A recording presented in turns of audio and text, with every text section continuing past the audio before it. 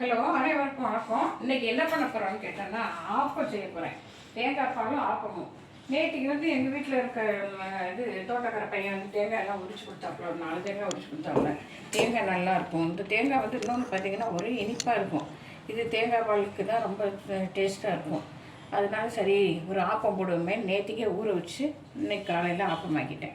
இதுக்கு என்னென்ன தேவையான பொருட்கள்னு பார்த்தீங்கன்னா, பச்சரிசி 1 டம்ளர், உளுந்தரிசி 1 டம்ளர், இந்த ஸ்பூனால் 2 ஸ்பூன் உளுந்து, 1 ஸ்பூன் வெந்தயம், இதெல்லாம் போட்டு நம்ம அரைச்சிக்கிறோம்.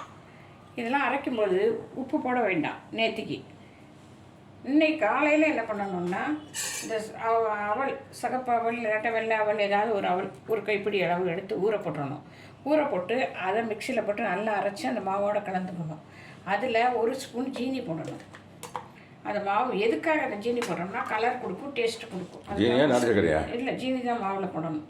அது போட்டு நல்லா எல்லாம் கலந்துக்கலாம். நமக்கு அதை வந்து ரொம்ப கெட்டியாக இருந்துச்சுன்னா தண்ணி ஊற்றி கலக்கிறதுக்கு பதிலாக தேங்காய் பால் ஊற்றி கலக்கலாம். அப்போ வந்து ரொம்ப டேஸ்ட்ஃபுல்லாக இருக்கும். அந்த வெறும் ஆப்பமா கூட சாப்பிடலாம். இது தேங்காய் பால் நாங்கள் 2 பேர் தான் இருக்கோம், அதனால் எடுத்து வச்சுருக்கேன். தேங்காய் பாலுக்கு நாட்டு சக்கரை. தேங்காய் பால் எடுக்கிறதுலாம் தெரியும் உங்களுக்கு. தேங்காய் போட்டு இது ஏலக்காயும் போட்டு மிக்சிலே நல்லா அரைச்சி வடிகட்டி வச்சுருக்கேன். இனிமேல் தான் நாட்டு சக்கரை போடணும். ஏன் இல்லைன்னா இன்னும் நாட்டு சக்கரை போடலைன்னா, ஏன்னா கொஞ்சம் சக்கரை கம்மியாக போடணும், அவங்களுக்கு நிறையா போடணும், அதுக்காக வச்சுருக்கேன். அப்படியே இந்த மாவுக்கு வந்து முதல் நாள் உப்பு போடலையா, அடுத்த நாள் தான் காலையில் நான் கலக்கும் போது இந்த மாவு கலந்து வச்சுருக்கேன். உப்பு, அந்த அரைச்ச அவல், 1 ஸ்பூனு ஜீனி, இதெல்லாம். இதில் வந்து நிறைய பேர் வந்து சோடா மாவு போடுவாங்க. எனக்கு சோடா மாவு ஒத்துக்காது. அது ஒரு சின்ன பிஞ்சு போட்டால் கூட வயிறு டிஸ்டென்ஷன் ஆகிடும். அன்றைக்கி ஃபுல்லாகவே நான் சாப்பிட மாட்டேன். அதுக்காக இதெல்லாம் நான் போட மாட்டேன். நம்மளே சீனியர் சிட்டிசன் இருக்கிறத வச்சு சாப்பிடுவோம். நல்லா வந்தாலும் சரி, நல்லா வரலாம் சரின்னு சொல்லிட்டு இந்த 2 ஊற்றி வச்சுருக்கேன். லேட்டாக இன்னொன்று முறிஞ்சிருச்சு. இப்போ என்ன பண்ணணுன்னா, ஒன்றுமே இல்லை, லேசாக இது எண்ணெய் இல்லாட்ட நெய் ஏதாவது தடவிட்டு ஒரு கரண்டி ஊற்றி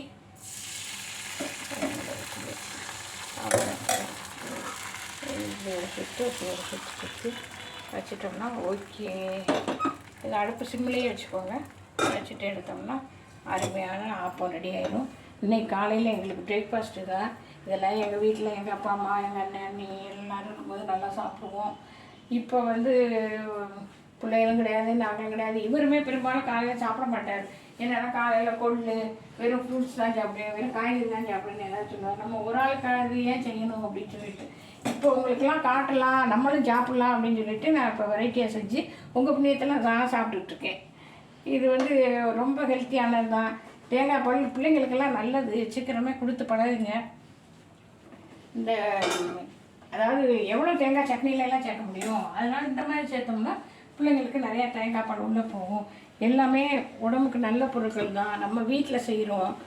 அதனால் இதை நல்லா செஞ்சு பயனடைங்க. ஈஸியான வேலை தான், கஷ்டமானது எதுவுமே கிடையாது. அரிசி எல்லாம் நம்ம வீட்டில் இருக்கிறது தான். அது ஒரு கடையில் கூட போய் வாங்க வேண்டியதில்லை. இன்னொன்று சொல்கிறேன், ஈஸியான மெத்தட் என்னென்னா, நீங்கள் மாவு அரைக்கிறீங்களே இட்லி தோசைக்கு, அப்போவே இதையே அரைச்சி ஃப்ரிட்ஜில் வச்சுக்கோங்க. நான்லாம் வேலைக்கு போகும்போதெல்லாம் அப்படி தான் செய்வேன். அதையும் ஒரு பாக்ஸில் போட்டு சம்பளத்தில் போட்டு உள்ளே வச்சுருவேன். எப்போ தேவையோ அப்போ மாவு எடுத்து, ஏன்னா உப்பு போடாமலே வைக்கிறோம், அப்போ புளிக்கவெல்லாம் செய்யாது, எடுத்து பிள்ளைகளுக்கு செஞ்சு கொடுப்பேன். அப்படி இது பண்ணது தான். இதே மாதிரி நீங்களும் செஞ்சு பயனடைங்க. இப்போ தான் நான் கோயிலுக்கு போயிட்டு எல்லாம் நல்லா இருக்கணும் சாமி கும்பிட்டுட்டு வந்தேன். இது வந்து நம்ம சிம்மிலே தான் அப்போ வைக்கணும். வச்சு செஞ்சோம்னா நல்லா வரும். ஓகே, இந்த பாருங்கள், இது அருமையான ஆப்பம் ரெடி. நான் எடுத்து தரேன். இன்னும் கொஞ்சம் வேகட்டும். ஈஸி. இந்த அப்படியே தேங்காய் பாலை ஊற்றி அப்படியே சாப்பிட்டோம்னா சூப்பராக இருக்கும். உங்களுக்கு ஊற்றி தரேன். சக்கரை போட்டுருவா? போட்டுருவேன். கொஞ்சம் போட்டுக்க. கரையை நம்ம டைம் ஆகும்ல. Okay okay okay.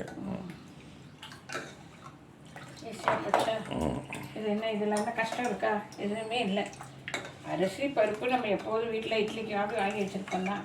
பச்சரிசி வச்சுருப்போம். எல்லாத்தையும் ஒரு டம்ளர் போடணும். 2 ஸ்பூன் தான் உளுந்து, 1 ஸ்பூனு வெந்தயம், அவ்வளோதான். கொஞ்சம் அவலை போடணும். அவல் இல்லைன்னு வச்சுக்கோங்களேன், நம்ம வீட்டில் எப்படி சாதம் இருக்கும், சாதத்தை ஒரு படியை போட்டு அரைச்சிங்கன்னா போதும். இன்னும் கொஞ்சம் முருகலாம் வந்து அதுவாகவே எடுத்துகிட்டு வந்துருப்பா. நமக்கு ஒன்றும் கஷ்டமே இல்லை. அப்படியே எல்லா இடத்துலையும் பிரிஞ்சு அப்படியே வந்துடும். கையிலேயே கூட எடுக்கலாம். அவ்வளோதான் தட்ஸ் ஆல்.